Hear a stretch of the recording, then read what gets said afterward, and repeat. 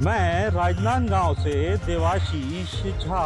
मैं राजनांदगांव से देवाशीष।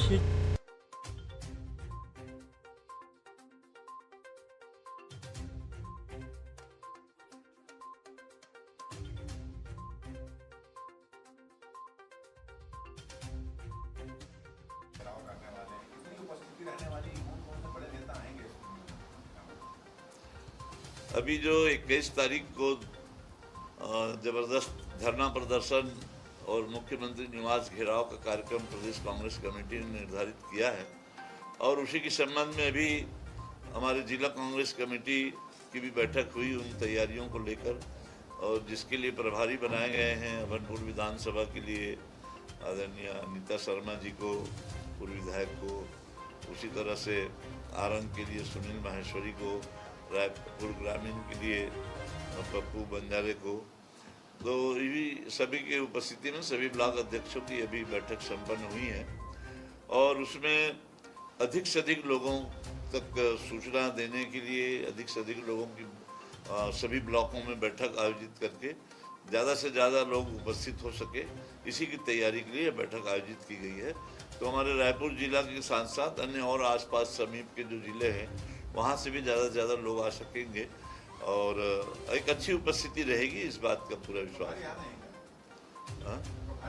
नहीं, अभी उसकी हमें जानकारी नहीं है, लेकिन प्रदेश कांग्रेस कमेटी के सभी नेतागण उपस्थित रहेंगे। हाँ, यहाँ गांधी चौक में सभा पहले होगी, उसके बाद में फिर घेराव का कार्यक्रम होगा।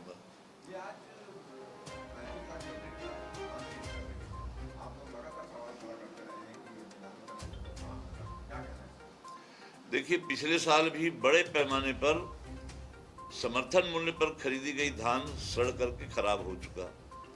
जो अनाज गरीबों के काम आता, गरीबों के पेट में जाता, भूख शांत होता, आज इस सरकार की लापरवाही के कारण लाखों टन जो अनाज है वो सड़ गया। इस साल भी लगभग सड़ने के कगार में है। आज उन्होंने ये तय किया है कि लगभग 35 लाख मीट्रिक टन से ज़्यादा धान की नीलामी करने जा रहे हैं और ये भी जानकारी मिल रही है अभी से अभी ये लोगों को संदेह व्यक्त करना शुरू कर दिए हैं कि इस नीलामी प्रक्रिया पूरी तरह से पारदर्शिता नहीं रहेगा, पहले ही सेटिंग हो रहा है नीलामीकर्ताओं से, ताकि वो लोग और ज़्यादा से ज़्यादा कम रेट में खरीदे और औने पौने दाम में जो नीलामी करता है उनको ये धान को बेच देवे। ये पूरी साजिश है और इससे लगभग शासन को 7,000 करोड़ से अधिक का नुकसान होने की आशंका है। तो ये पूरी तरह से एक दिवालियापन है दिमाग का।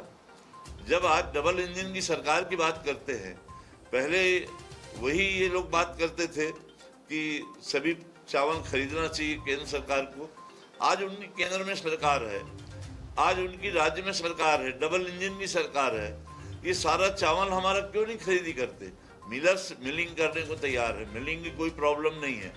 प्रॉब्लम है उस चावल को केंद्र सरकार नहीं लेना चाहती। क्यों नहीं लेना चाहती? जब इनकी सरकार है, माननीय मुख्यमंत्री जी जो हर बात में बार बार ढिंडोरा पीटते हैं कि ये डबल इंजन की सरकार है, हमने ये धनराशि विकास के लाया, ये लाया, वो लाया, तो आज ये 7,000 करोड़ से लेके लगभग 10,000 करोड़ तक का नुकसान संभावित है।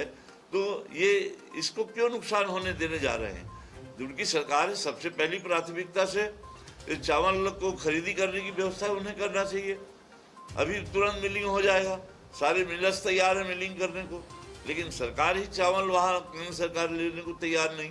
तो ये पूरी तरह से ये आज जो है इस प्रदेश के अहित में ये बहुत बड़ा फैसला होने जा रहा है। ये इसकी घोर निंदा करते हैं हम लोग। अभी भी हम लोग सरकार को यह चेतावनी देते हैं कि इतनी बड़ी धन की बर्बादी बर्दाश्त नहीं करेगी कांग्रेस पार्टी, और अभी भी समय है, इसको मिलिंग कराए और केंद्र सरकार को सारा चावल देवे, कभी कोई नीलामी नहीं किया जाए, ये हम लोग मांग करते हैं।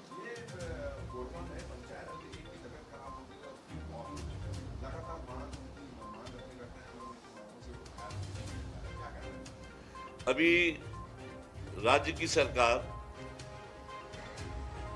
आज नई योजना दे रहे हैं कि पंचायतों के माध्यम से किसानों को भुगतान होगा, अन्य और सब भुगतान पंचायतों के माध्यम से करेंगे। बड़े बड़ी जिम्मेदारी पंचायतों के लिए सौंप रही है और एक तरफ पंचायत के हड़ताल को समाप्त नहीं कर पा रही है। जो सचिव जो प्रमुख होता है, जिनको ड्राइंग पावर है, उसके दस्तखत से पैसा निकलता है ग्राम पंचायत का।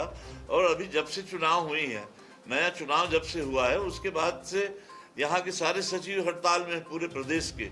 और तो और लोग वहाँ मनमाने में बीमार पड़ रहे हैं। आज हार्ट अटैक से मौत भी हो गई। लेकिन इस संवेदनशीलता जरा भी इन सचिवों के प्रति सरकार के द्वारा नहीं दिखाई जा रही है। क्यों नहीं चर्चा करते? उनको चर्चा करके हड़ताल को खत्म करवाना चाहिए। आज पूरी तरह से पंचायत का कार्य ठप पड़ा हुआ है। नए नए लोग चुन करके आए हैं, वहाँ के विकास कार्यों को अंजाम देना चाहते हैं। जो आज गरीब लोगों को पेंशन वगैरह मिलता है, अन्य और भी बहुत सारे के विड्रॉल उससे होते हैं, पैसा का जो हितग्राहियों को देना होता है, वो सारे कार्य बंद पड़े हैं। तो इस ओर सरकार का क्यों ध्यान नहीं है? सरकार को इसके लिए ध्यान देना चाहिए।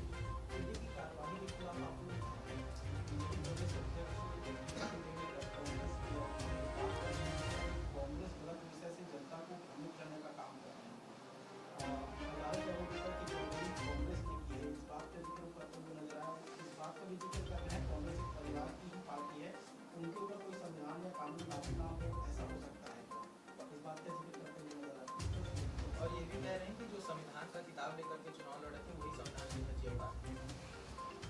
आज जिस तरह से प्रदेश भाजपा के अध्यक्ष के द्वारा जो आरोप लगाया गया है, और वो पूरी इतिहास जान लें, पूरा तथ्यों को जान लें, तब इस तरह के आरोप लगाए। नेशनल हेराल्ड की स्थापना 1938 में पंडित जवाहरलाल नेहरू जी के द्वारा की गई थी, और उन्होंने, जवाहरलाल नेहरू जी ने उसके लिए अपनी जमीन दान में दी थी। और वो जो नेशनल हेराल्ड जो है चलती रही 2008 और 10 में कांग्रेस समर्थित, जबकि वो लगभग सब कांग्रेस के पदाधिकारी लोग उसमें सदस्य हैं।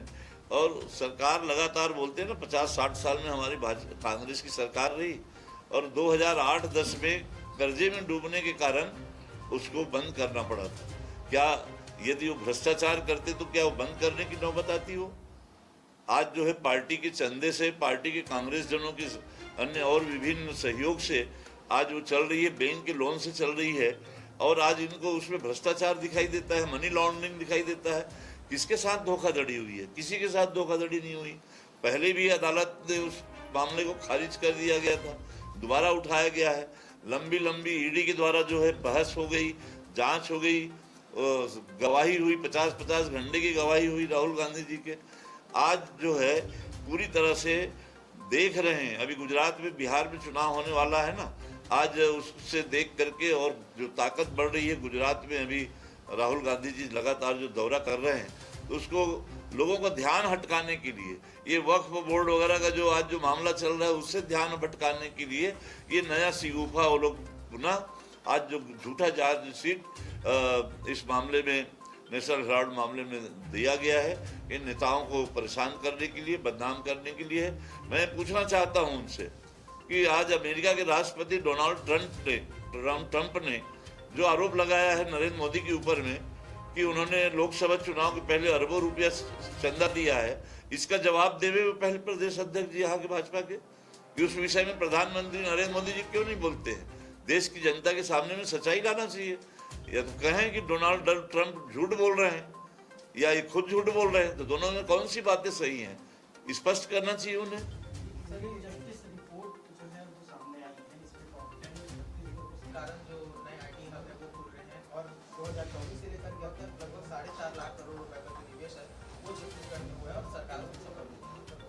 ये पूरी तरह से गलत रिपोर्ट है। कहीं कोई आईटी, आज हमारे सारे बेरोजगार लोग घूम रहे हैं। यदि ये आईटी हब हो गया होता अभी तक, तो कितने आज हमारे इंजीनियर लोग आज प्राइवेट फैक्ट्री में 8-8 हज़ार तनख्वाह में नौकरी खोज रहे हैं। इंजीनियर लोगों को आज नौकरी नहीं मिल पा रही है। कहाँ का आईटी हब बना डाले हैं लोग। ये झूठी बातें प्रचारित करने में भारतीय जनता पार्टी की महारत है।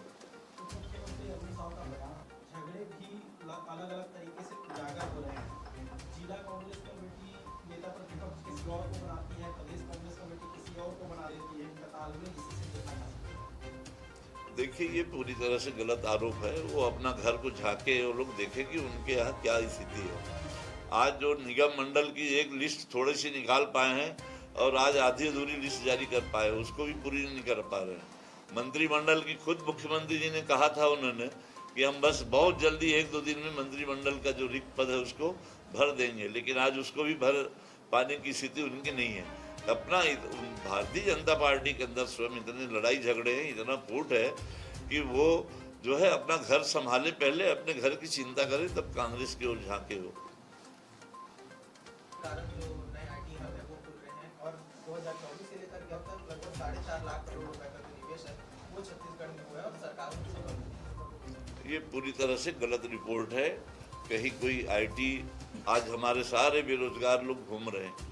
यदि ये आईटी हब हो गया होता अभी तक, तो कितने आज हमारे इंजीनियर लोग आज प्राइवेट फैक्ट्री में 8-8 हज़ार तनख्वाह में नौकरी खोज रहे हैं। इंजीनियर लोगों को आज नौकरी नहीं मिल पा रही है। कहाँ का ये आईटी हब बना डाले हैं लोग। ये झूठी बातें प्रचारित करने में भारतीय जनता पार्टी की महारत है।